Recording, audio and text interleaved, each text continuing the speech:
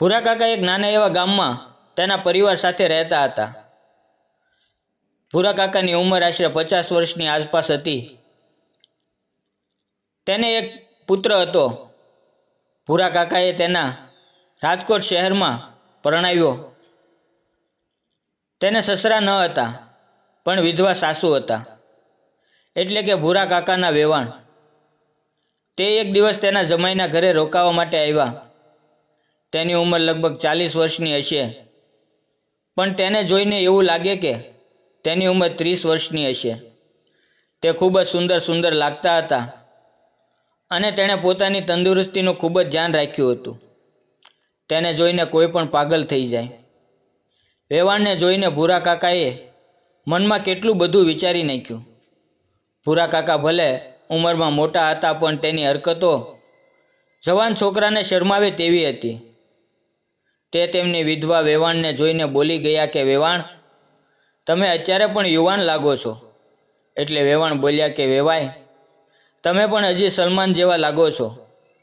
વેવાણના મોઢામાંથી આટલું સાંભળતા ભૂરા કાકા સમજી ગયા કે મને આ ગાડી ચલાવવા મળશે ખરી.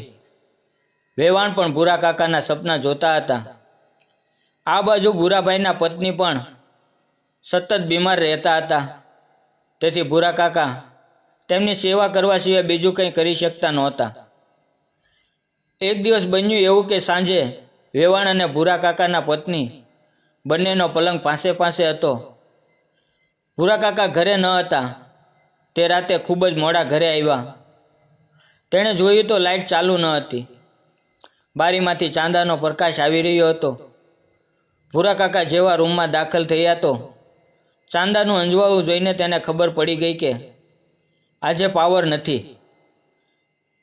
તેણે નજર કરી તો વેવાણ પણ ત્યાં સૂતા હતા અને વેવાણ જાગતા પણ હતા.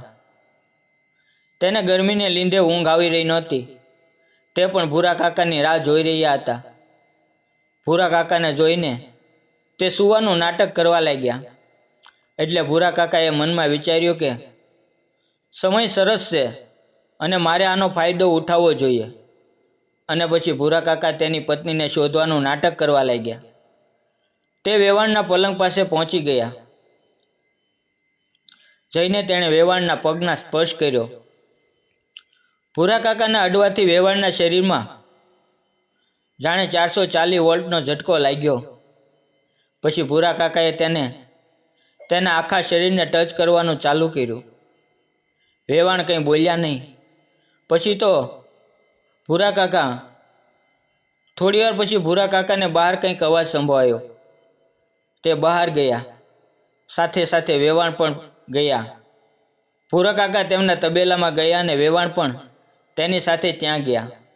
પણ તબેલામાં કાંઈ હતું નહીં. પછી તો ભૂરા કાકાએ વેવાણને તબેલામાં એવી કસરત કરાવી કે વેવાણને પરસેવો વહી ગયો. ભૂરા કાકાએ વેવાણને એવા નીચવી નાખ્યા. ત્યારબાદ જ્યારે પણ વેવાણ આવતા એટલે ભૂરા કાકા તેમને તબેલો બતાવવા લઈ જતા. અને પછી શરૂ થતી તબેલાની અંદર એક જોરદાર રમત. એમાં કોણ જીતે છે તે કહી શકાતું નહીં, કારણ કે બંને ખેલાડી ખૂબ જ મજબૂત અને તાકાતવર હતા. મિત્રો, વિડીયો પસંદ આવે તો વિડીયોને લાઇક અને ચેનલને સબસ્ક્રાઈબ જરૂર કરજો. ફરી મળીશું આપણે આવતીકાલે એક નવા વિડીયોમાં. ત્યાં સુધી આવજો. અને વિડીયો પૂરેપૂરો જોવા બદલ આપ સૌનો ખૂબ ખૂબ દિલથી ધન્યવાદ.